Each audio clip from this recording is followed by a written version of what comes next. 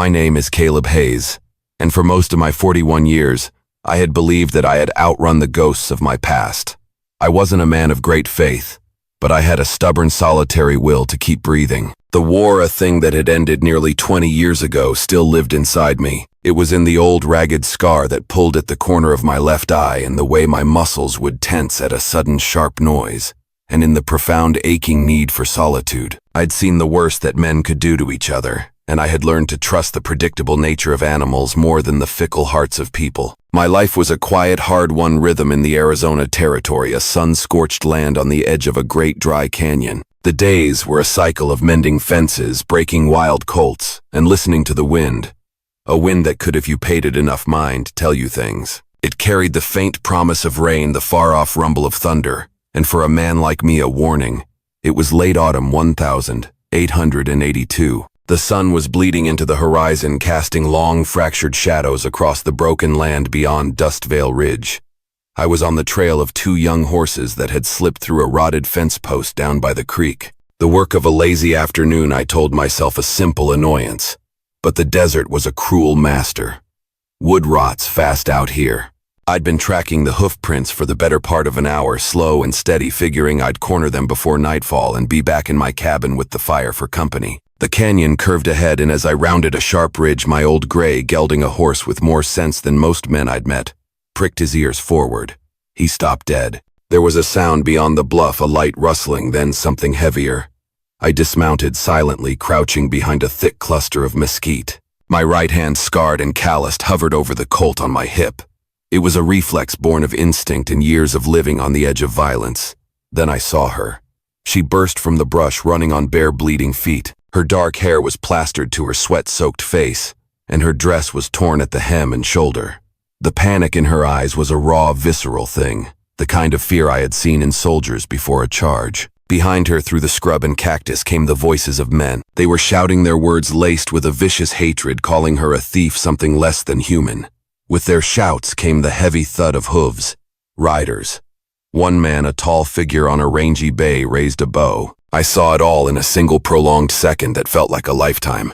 The woman had maybe 20 yards between her and the fletched shaft. She was running, not looking back. She didn't know it was coming. My mind didn't even have time to argue. My body just moved. It was that same blind, terrible instinct that had pushed me into enemy fire, that had made me throw myself over a dying boy just for the chance he'd live another minute. It was a sickness I thought I'd cured myself of. I kicked my horse hard, a single sharp motion. Leaning low in the saddle, I stretched my arms out, my eyes locked on her. The arrow flew. It whistled past my ear with a sound like a hornet, and a searing hot pain tore through my upper left arm. The pain was immediate, a shocking eruption of fire in my flesh, but I didn't break stride. My breath hitched in a sharp, involuntary gasp, but my body's old training took over. The woman stumbled, her legs giving out. I reached down without thinking, my hand closing around her waist, and yanked her up behind me with a single rough pull. She was small and light, but she hit my back with the force of a desperate creature, her arms wrapping around my middle in a panicked iron grip. Her hands were cold and trembling, and I rode hard. I heard shouts fading behind us, but no more arrows. The only thing that mattered was the steady, punishing beat of my horse's hooves and her grip tightening with every bounce. I pushed the gelding up a narrow passage, a trail only I knew where the path twisted enough to lose any riders foolish enough to follow. The pain in my arm was a living, breathing thing now, spreading from the gash down into my hand, but I couldn't slow. Not yet. By the time we reached the ridge near my cabin, the sun had vanished completely. The air had a cold, biting snap to it, and my jaw ached from clenching my teeth against the pain. Blood had soaked through the arm of my old trail coat, a dark, spreading stain against the canvas. The woman behind me hadn't said a word. She was still pressed against me, her hands cold and trembling. I rode up to the cabin, a simple structure of rough timber and stone tucked against the bluff. I'd built it here precisely because no one ever came this way. I stopped, the horse swung down, and almost lost my balance as a wave of dizziness washed over me. I hissed through my teeth and reached up to help her dismount. She didn't resist, didn't speak. Her bare feet touched the cold dirt, and she swayed for a moment but stayed upright. Her face was streaked with dust and the faint trail of her own blood from a scrape on her cheek, but her eyes, they were sharp, dark, and cautious, and they never left mine. There was a fierce intelligence in them that defied the terror in her posture. I opened the cabin door and stepped aside. She hesitated for a moment, a flicker of uncertainty in her gaze, then stepped past me into the dim interior. Inside it was plain and sparse. A small table, a hearth with cold ash, a bedroll near the fire pit. There were no luxuries, no signs of a life that had made room for anyone else. It was exactly what I had wanted. I grabbed the kettle, filled it with well water, and set it over the fire.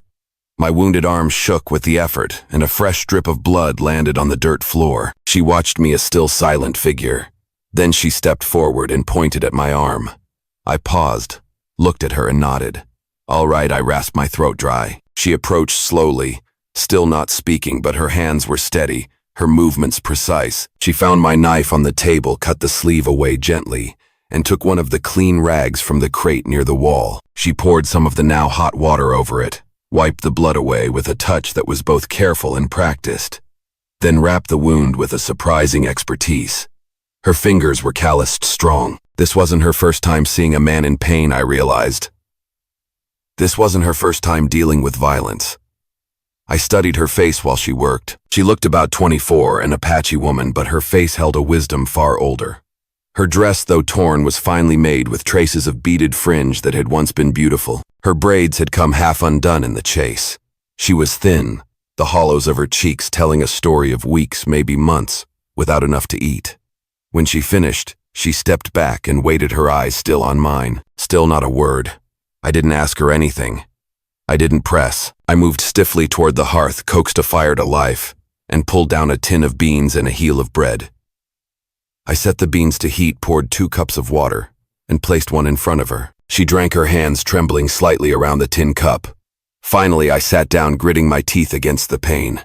The throbbing in my arm was a constant dull drumbeat now, but it was clean and wrapped. The fire crackled, filling the room with light and a little warmth. She sat, 2 legs tucked under her, still barefoot on the plank floor, watching me carefully as if expecting something else to go wrong. I didn't try to explain why I had helped her. I didn't have the words for it. Maybe it was instinct, an old reflex I couldn't shake. Maybe it was guilt, a leftover ghost from the war, from the men I couldn't save. Or maybe it was just that I saw a living, breathing person about to die, and my body moved before my mind could argue against the foolishness of it all. Either way, she was here now, safe. And that would have to be enough. The fire was low by morning, and the thin smoke curled toward the roof where the heat had dried the pine boards near to cracking. I woke before the light fully broke, same as always. My arm throbbed from the arrow wound, dull and deep, now a constant low ache. I pushed myself up slow, careful not to wake her. She lay wrapped in the thick wool blanket I'd given her, legs drawn and her dark hair spilling across my bedroll. For a moment I just looked. She hadn't spoken a single word since I'd pulled her up on my horse, not even when she cleaned my wound.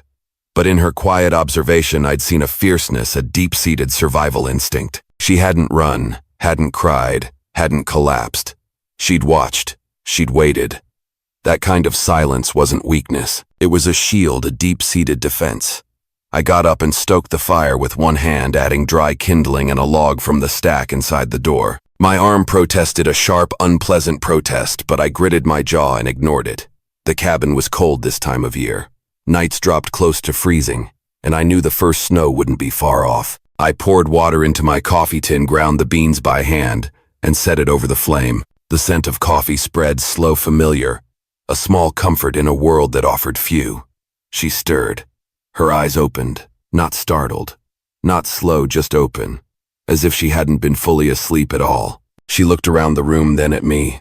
Still no words. I nodded once, a quiet good morning, and set a tin cup of coffee on the floor beside her. She sat up, keeping the blanket pulled close. I noticed she wasn't trembling now. Last night she had been, whether from cold fear or exhaustion I hadn't known. She took the coffee and sipped it carefully, her eyes never leaving me. I poured myself a cup and leaned against the wall near the window. Outside, the sky was a pale blue, turning white at the horizon. The desert had that sharp winter quiet. No wind yet, but I knew it would come. I finally broke the silence. "You got a name?" A pause. It was a long pause, filled with the crackle of the fire and the low thrum of my own heartbeat. Then soft, barely audible, she said, "Alara." The sound of it hung there between us, the first word she'd spoken. It was a name like a question, a tentative offering. I nodded. "Caleb." That was all. She didn't ask me why I'd saved her, and I didn't ask her what she was running from. We both knew the answers anyway. After breakfast bread and the last of the beans, I went outside to check the fence. My arm was stiff but usable. Ilara followed without being asked. She didn't speak again, but she carried a bucket of water and set it near the horse trough without prompting. Then she helped me gather fallen branches from near the ridge. Her steps were light but steady, the deerskin dress brushing low over her bruised legs. I watched her out of the corner of my eye as we worked. She didn't move like someone soft. There was purpose in her hands, a kind of fierce care. She wasn't hiding who she was, Apache, proud, careful, but she also didn't offer it like a warning. She just moved through my space as if she were testing it, seeing if it would hold her weight. By midday, she had started cleaning the inside of the cabin. I hadn't asked, but I didn't stop her either. She swept the dirt floor with a cedar branch broom, wiped the table, and even straightened the old blanket on my cot without a word. I let her. That evening, I boiled potatoes from the root cellar and gave her the bigger portion. She hesitated at first, looked like she might refuse. Then she took it. I didn't ask what band she'd come from. I wasn't sure she'd tell me, but I knew enough to guess what had happened: an Apache woman alone, hunted by settlers. It didn't take much to understand the shape of it. I'd seen it before back when I was a scout. Some raids, some false accusations, some folks looking to settle old scores by lashing out at anyone brown-skinned and close. But she wasn't telling me her story to fix it. She wasn't telling me anything. The day passed in a slow routine. It was the first day in a long time that I hadn't eaten alone. That night after supper, I sat on the cabin step, sharpening my knife under the starlight. Ilara stepped outside, wrapped in the blanket. She stood beside me for a moment without saying anything, then sat down, slow, careful not to press against me, and looked out across the desert like she was trying to figure out how far she'd come. I didn't speak, just handed her the blade. She took it, checked the edge, and handed it back. It was quiet, but it wasn't empty. And when she went back inside, I followed after her, locked the door, and banked the fire. As I lay on my cot and she settled again by the hearth, I let my eyes close, knowing something had shifted. She wasn't just hiding anymore. She was choosing to stay. And I didn't mind. The next few days passed in a rhythm neither of us named out loud. It was the kind of rhythm that builds without talk, made from shared motion, quiet observation, and the repetition of small tasks that slowly become familiar. It wasn't peace, not yet, but it was something like a beginning. I woke early each morning, the pain in my arm dulled now, but still there like a quiet reminder. I changed the bandage myself the first 2 days, but on the third morning, as I reached for the cloth and water, Ilara stood behind me and took them from my hand. She said nothing, just dipped the cloth in warm water and began unwrapping the old gauze. Her fingers worked with care, steady and sure. I flinched when she cleaned the deeper part of the wound, but didn't speak. When she finished, she touched the skin near the gash, a faint, brief but firm touch. Then she stepped back and returned to folding laundry near the fire. That was the first time I noticed the way she touched the scar, like it meant something. Not pity, not apology, something quieter. A kind of thanks she didn't have words for. We rarely spoke, but there were looks silent, exchanges across the room, glances passed while boiling water, or feeding the animals, or hanging meat to dry. I noticed how she always checked the windows and doors at dusk, how her eyes scanned the hills when she stepped outside. It wasn't a habit, it was survival. She was still listening for trouble. That morning I handed her my stitched trail coat. The seams under the shoulder had torn during the ride, and the fabric near the elbow was dark from dried blood. "You sew?" I asked, my voice low. She took the coat without a word and nodded once. By noon it was stitched clean, not decorative, not showy, but strong. I thanked her with a nod. She returned it with nothing more. Later that afternoon I saddled the gelding and took a short ride toward the edge of the ridge to check for the missing colts again. I hadn't forgotten about them, though I'd stopped caring as much whether they turned up. When I came back, Ilara was outside near the shed, breaking kindling into neat piles. She'd cleared a place beside the barn where I kept the gear, swept it too. Without asking, I dismounted, tied the horse to the post, and looked at her. "You ever lived off alone before?" I asked. A pause. Then she said yes. I waited. She didn't elaborate.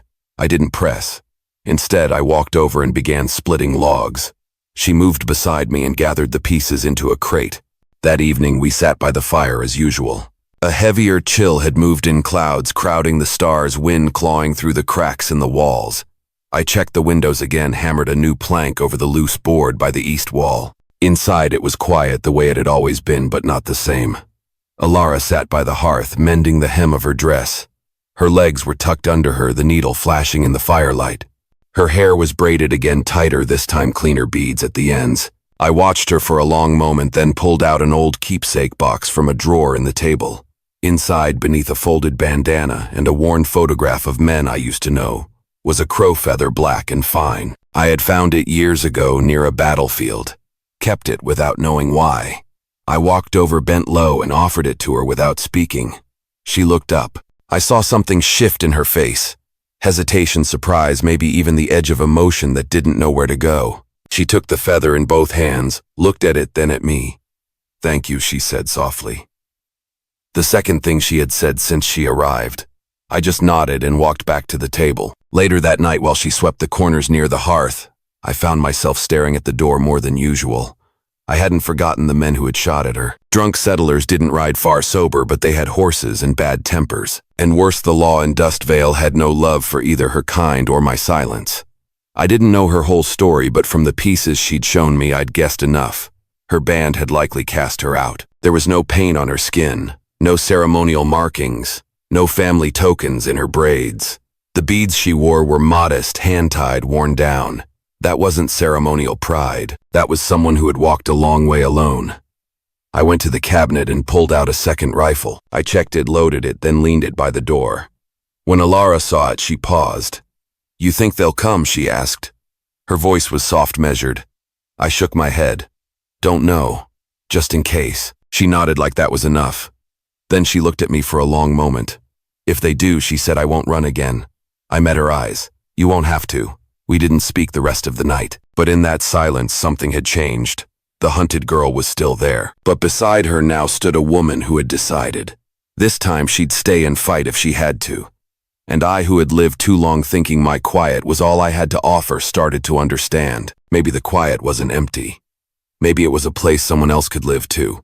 The wind changed direction by morning. It blew in colder, sharper, coming down from the high mountains where the snow already clung to the trees. The sky was pale and stretched thin over the desert, and everything beneath it seemed quieter than usual. I woke to that stillness and listened for the sounds I now expected: barefoot steps on the wood, the creak of the kettle, the soft rustle of someone moving near the fire. Alara was already up. I heard her outside gathering more kindling from the lean-to near the shed. I sat up slow, my arms stiff but healing. The bandage had to be changed again. I was reaching for the clean cloth when the door opened, and Alara stepped inside with a bundle of wood against her hip. Her hair was tied back in a tight braid today. A strip of leather knotted at the base, and the feather I'd given her was tucked into the band near her temple. Without a word, she set down the kindling and walked over. "I'll do it," she said. I simply nodded. She unwrapped the old bandage. My arm had scabbed clean in places but was still red and tender where the flesh had been torn open. She didn't wince, neither did I. She cleaned it with boiled water, then pressed a fresh cloth against it. I watched her hands, how sure they were, how quiet. "You been trained?" I asked, my voice low. Alara paused. "My mother was a healer," she said. I nodded once. "She teach you?" "She tried," she answered, almost bitter, "before they married me off." I looked at her but didn't ask. She wasn't offering more than that, and I wouldn't take it. She finished wrapping my arm, tied it snug, then moved to the hearth, started boiling water again. The room filled with steam and heat. I sat at the table watching her in silence, wondering for the first time what kind of life she might have had before this, before the running, the fear, the exile. She caught me staring but didn't shy away. "You want to know what I did?" she asked finally. I leaned forward, elbows on the table. "If you want to say." She set the kettle aside, wiped her hands on her dress. "They promised me to a man older than my father, wanted me quiet, obedient." Her voice didn't waver, just stayed even. I said no. My uncle took that as rebellion, said I was cursed. The elders believed him. I left before they could decide what to do. I didn't blink. "That's not a crime." She looked at me hard. "It is if you're a woman."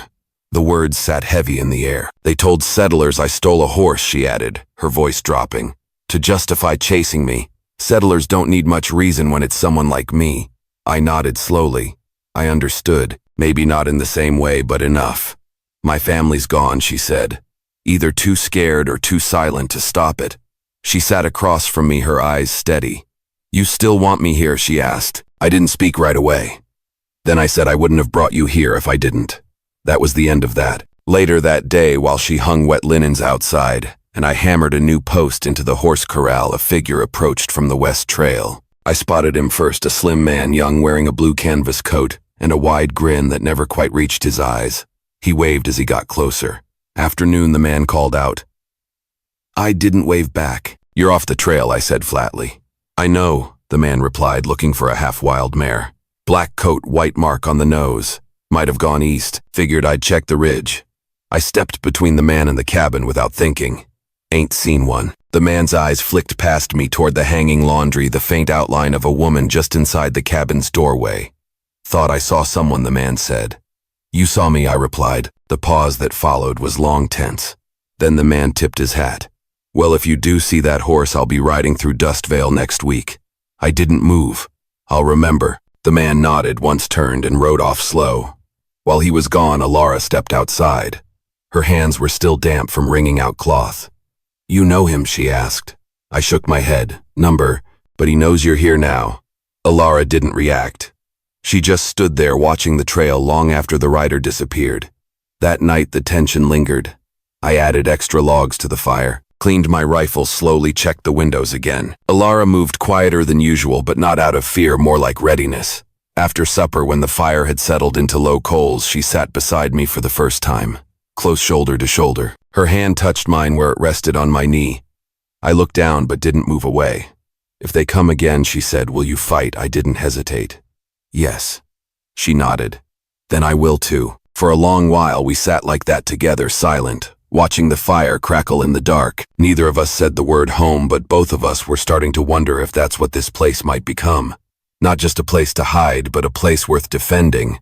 By the end of the week, the mornings came colder. The wind had turned bitter, pushing dust against the sides of the cabin and tugging at the seams of the roof. I fixed the drafty corner above the stovepipe with a new length of canvas, while Alara brought in the last bundles of dry mesquite wood from the shed. She moved like she had always belonged there, never waiting for instruction. She just did. We worked side by side, same as the days before. She mended the pantry shelf while I checked the feed barrels. She boiled fat and lye for soap. I reforged the old shovel head in the back lean-to. Neither of us said much, but our silences weren't strained anymore. They were just part of the work, part of our shared space. Still, I kept glancing toward the west trail. The young man who had passed days ago hadn't returned, but the tension he left behind still lingered. I had been careful watching the edges of the ridge each day when I rode to check the fences.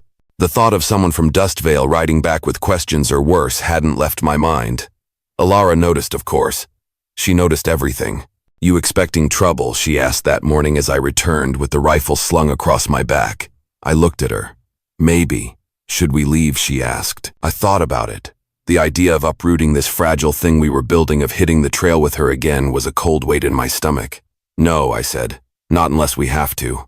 She nodded. That was enough for her. That afternoon, as the wind settled and the last light dipped behind the canyon rim, Alara stood near the fire pit inside, turning a small pouch over in her hands. It was made of soft buckskin, worn at the edges. I noticed the way she held it carefully, like something personal. "What's in it?" I asked, not pressing, just quiet curiosity. Alara glanced up, then opened the drawstring and showed me. Inside were 4 small stones, each different in shape and color. One was smooth red jasper, another a dark river rock, one flecked with gold, and the last bone white. "My brother gave them to me," she said, "before he left to marry into another band. Said if I carried them, I'd never be truly alone." "You believe that?" I asked. "I did once," she said softly. "Now I don't know." I nodded and reached into the shelf beside the stove, pulled down a small wooden box. Inside was a scrap of blue cloth wrapped around a worn iron spur. The other one had been lost in Tennessee during the war. I held it up briefly, then put it back. "Kept that damn thing through 2 battles," I said. "Don't even know why anymore." Alara didn't laugh. She just gave a small nod like she understood. That evening after supper, I brought in 2 pine stools from the shed and set them near the fire. For the first time since she'd arrived, we didn't eat apart or in silence. I poured us each a tin cup of coffee and sat across from her. "Can you read?" she asked suddenly. I looked up. "A little." She nodded again. "I never learned." "We could change that," I offered. The way she looked at me, careful, almost skeptical, told me no one had ever said that to her before. "Why would you do that?" she asked. I shrugged. "Because I'm here. You're here. Might as well." Alara looked at the cup in her hands, then back at me. "All right." There was a long pause. Then she said quietly, "They called me cursed because I didn't want what was forced, because I chose to walk away instead of obey." I nodded. "They ever hit you once," she said. That was enough. I didn't respond. My jaw tightened, but I stayed still. She watched me for a moment. Then for the first time she reached across the space between us and touched my hand. Not soft, not romantic, just firm. Present. "You don't have to fix me," she said. "I'm not trying to," I answered. Her thumb brushed my knuckles once before she pulled her hand back. Later, as the fire burned low, Ilara stood moved to the cot and lay down. Not by the hearth as usual, but across from me close enough that I could hear her breathe. She didn't say anything when she pulled the blanket over her shoulders. But she didn't ask permission either. And I didn't move away. She was no longer just surviving here. And I was no longer just offering shelter. We were both staying night after night, not out of fear, but out of choice, out of trust. And in that cold canyon with the wind rattling the shutters, that was the most honest kind of warmth either of us had known in a long time. The next morning I woke to the sound of soft movement. Not alarm, not danger, just the quiet sound of someone making a fire. I sat up, my arms stiff from the night, and saw Ilara crouched at the hearth, coaxing flame from last night's embers. Her hair was still braided, the feather tucked neatly in, and she moved with the ease of someone who wasn't just passing through anymore. I pulled on my coat, slowly testing the strength in my left arm. The wound was healing clean, but the muscle beneath still pulled when I reached too far or twisted wrong. Ilara noticed and stood to pour me a cup of water. "You should rest it," she said, handing me the tin. "I have," I muttered. "Too much already." She didn't argue. But when I rose and reached for the hatchet, she stepped in front of me and took it instead. "I'll split the kindling today." I looked at her, really looked. Her cheeks were flushed from the fire's heat, and her eyes didn't ask permission anymore. They simply met mine, steady, direct. I let go of the hatchet and nodded. "I'll fix the latch on the corral," I said. "That gate's been drifting again." She gave a faint smile. That was how we spoke now. One gesture handing off to another. Needs understood without a fuss.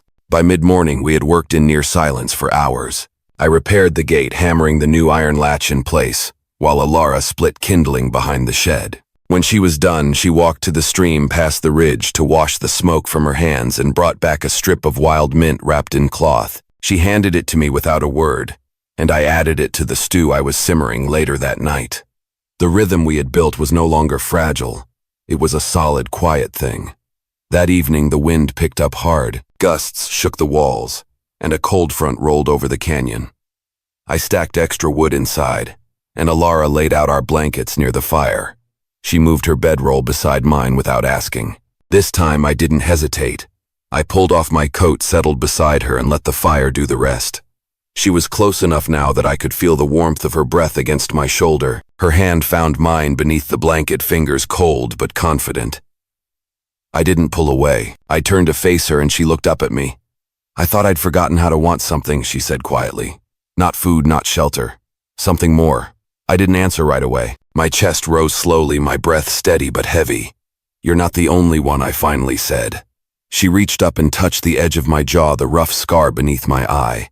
Her hand trembled just a little. I let her. "Your scar," she said. "Was it war?" I nodded. "Cold Harbor, bayonet." She traced the line of it gently, then let her hand drop. "I thought men like you didn't flinch." "I do," I said. "Just not when someone's looking." She smiled faintly at that. Her hand settled back under the blanket near my chest. There was no kiss, no whispered promises, but her body shifted closer and I turned toward her. The way we lay, pressed against the cold, sharing heat, breathing the same space, said what words didn't need to. Outside, the wind screamed through the rocks. Inside, there was only stillness, warmth, and two people finally learning how not to be alone. Later, long after the fire had dimmed to glowing coals, I lay awake with Ilara's head resting against my shoulder. I wasn't thinking about the man who had chased her. I wasn't thinking about the war, the ghosts, or the cults I never found. I was thinking about her, how she'd started weaving thread into her dress again, repairing the beadwork near the hem, how she tucked that feather behind her ear each morning like she'd been doing it her whole life, how she looked at me now not like someone who owed me, but someone who saw me. I tightened my arm around her gently, and she moved in closer, her breath slow and even. The wind rattled the windows again. I didn't flinch. I didn't move. Because she was here. Because we both were. The storm passed by dawn, but the cold stayed behind. Frost clung to the window edges in thin, jagged lines, and the sky outside was still gray. Inside the cabin, the fire had burned low, leaving only soft orange coals beneath the blackened logs. I stirred under the thick wool blanket, still half asleep, with Alara's head tucked beneath my chin and her hand resting lightly over my ribs. She was warm against me, steady, and when I opened my eyes, she didn't move away. For the first time in years, I woke without that old pressure in my chest. No sense of waiting for something to break. No instinct to get up and move before the silence turned sharp. Just her presence, breathing, sharing the same space like she'd always been meant to. We rose together, wordless. She moved to stir the fire while I rolled out of the blanket and reached for my shirt. My arm was healing clean now, the wound only a rough scar beneath the bandage. I tested it by flexing my grip and found it held. As Alara placed the kettle over the fire, she turned to me. "I want to ride out today," she said. I looked over, surprised. "Where to?" "Just past the ridge. I need to see it again, to know I'm not running anymore." I nodded. "I'll saddle the horse." 10 minutes later, we were riding double. I in front, Alara behind, her arms around my waist. The air was crisp, the earth hard beneath the horse's hooves. We followed the narrow trail up the canyon wall through the same pass I'd used to carry her out weeks before. The land looked different now, less like an escape route, and more like part of something we both belonged to. At the top, I stopped. The horse breathed heavy beneath us. Alara dismounted and stood near the edge, arms crossed. She didn't speak for a while. I stayed on the horse, giving her space. "This is where they saw me," she said. "Where the arrow flew." I nodded. "I remember." She stepped closer to the ledge. "I used to think I'd die here. Or worse, be dragged back and made quiet again. You're not quiet now." She turned to look at me. "Not with you." That silence between us stretched solid, not fragile. Then she said, "When you took that arrow, why did you do it?" I looked at her for a long moment. "Because I knew you didn't deserve to fall in front of men like that, and I wasn't going to let it happen." She didn't respond. She just walked back to the horse and climbed up behind me again. We rode back slower. When we reached the cabin, Alara stepped down and carried the saddle blankets inside while I rubbed down the gelding. As I worked, I thought back to something I hadn't spoken of yet, something that had sat in the corners of my thoughts since the day she arrived. At supper, while we sat at the table eating cornbread and stew, I finally broke that silence. "You ever think about leaving again?" I asked. Alara looked at me evenly.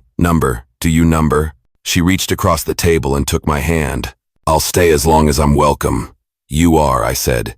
"You always have been." That night, while the fire crackled and the wind stayed quiet for once, we lay beside each other under the same blanket, her back pressed to my chest. I wrapped my arms around her and rested my chin near her shoulder, and then for the first time I said it quiet but clear. "I'm glad you're here." She didn't reply right away. Then she turned to face me, placed her hand over the old scar on my arm. "I love you," she said simply.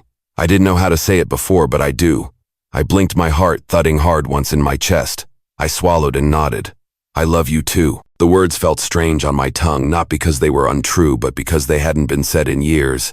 We stayed close through the night, bodies pressed together in stillness. And in the morning, when the frost melted and the sky cleared, nothing had changed except everything. 2 weeks passed. The frost gave way to thin snow, not thick enough to trap us in, but enough to blanket the ridge each morning in a coat of white that melted by noon. The cabin, with its low roof and wind-worn shutters, felt more like a home, now less a shelter, more a place we chose to stay. I added extra stones to the hearth wall to keep the heat longer. Alara patched the worn quilts and stitched new beadwork into the hem of her dress, clean and deliberate, her fingers steady. Each morning we worked without needing to speak. I rode down to the creek to check the trap lines while Alara boiled water, cleaned pelts, and ground corn for bread. Some days she rode with me, sitting behind me with her arms around my waist, her cheek pressed to the back of my shoulder.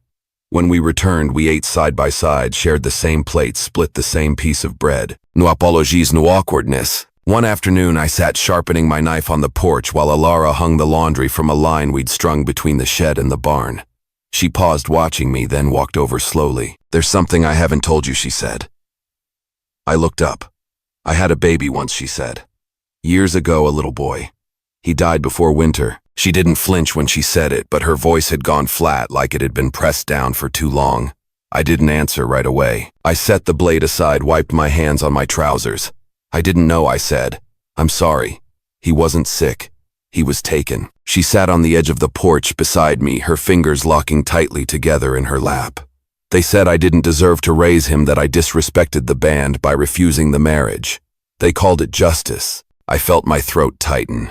I looked over at her, her face calm but distant eyes fixed on the dirt path that led toward the canyon. I don't tell you this to make you feel sorry, she added. I tell you because if someone from that band ever comes looking for me, they won't come to talk. I nodded once.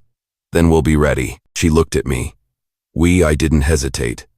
You're not alone here. Alara leaned her shoulder against mine for a moment, said nothing more. That night after supper, I walked out to the barn to check on the mare. The colt they'd thought lost weeks back had returned on its own, trailing behind the herd like it had never left. It stood quiet now, chewing hay, and I scratched its neck gently, my thoughts drifting. When I returned to the cabin, the fire was burning low and Alara was curled beneath the quilt. She looked up as I stepped inside the light, catching on the beads in her braid. I've been thinking, she said. If you ever want to go into Dustvale again, I'd go with you. I raised an eyebrow. Even after what happened there, I'm not afraid of them anymore, she said. Not with you. I hung my coat near the door, crossed to the bed, and sat beside her. You sure? She nodded.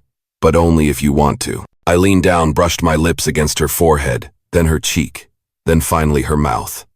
A kiss not hurried or shy, but full and certain. Her hand came up to hold my jaw as she kissed me back deep and slow. When we pulled apart, she didn't move away. I want this, she said softly. I looked at her. I do too. That night our bodies found each other without hesitation. We undressed slowly, carefully. I traced the shape of her shoulder, the curve of her waist. She touched the scar on my arm again, the one I'd taken for her, and pressed her lips to it.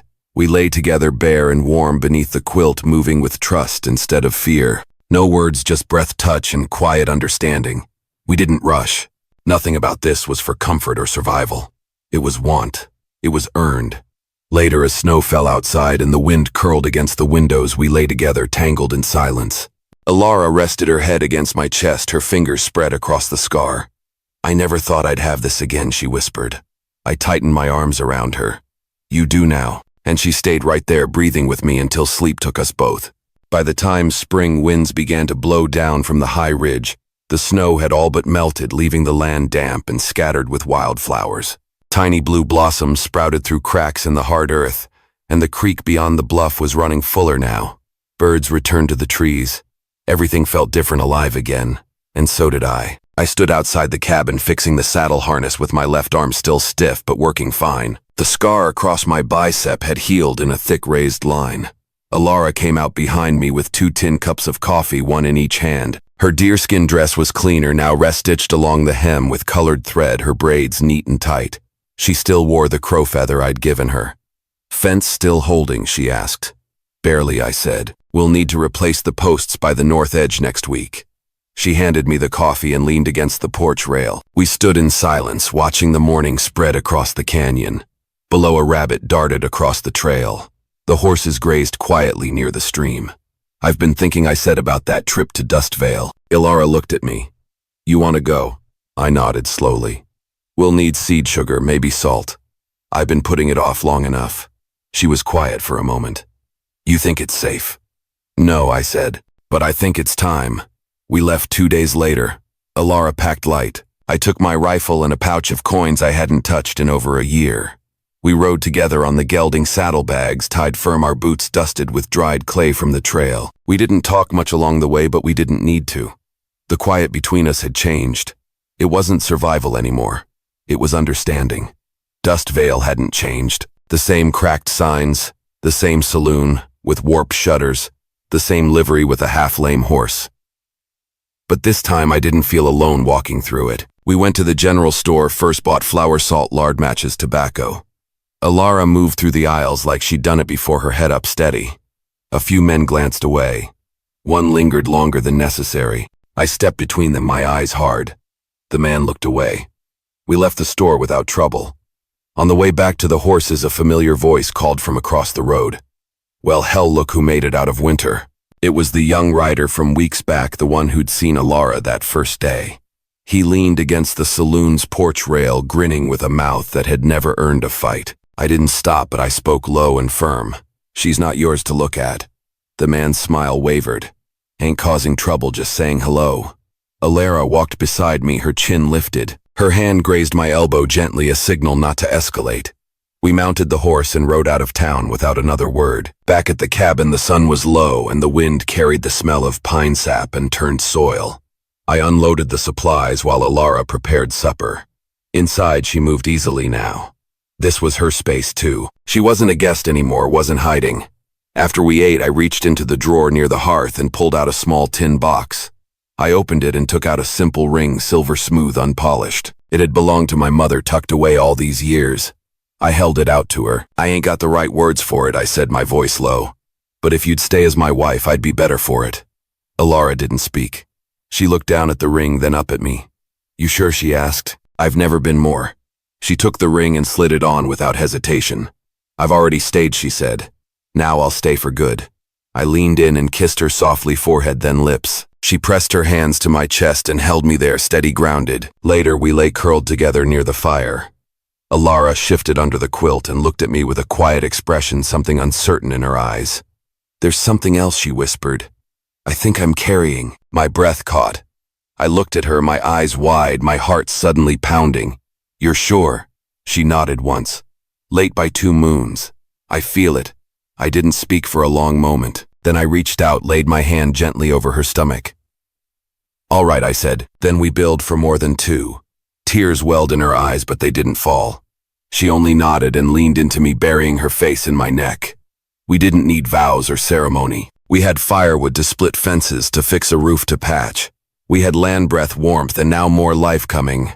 And in a place where silence had once been a wall between 2 people, it had become a shelter instead. A place to live, a place to stay together for good. Enjoying these epic Wild West stories? Hit subscribe for more gripping tales of bravery, conflict, and unexpected heroes. Now tap the video on screen to experience a story with a twist you'll never forget.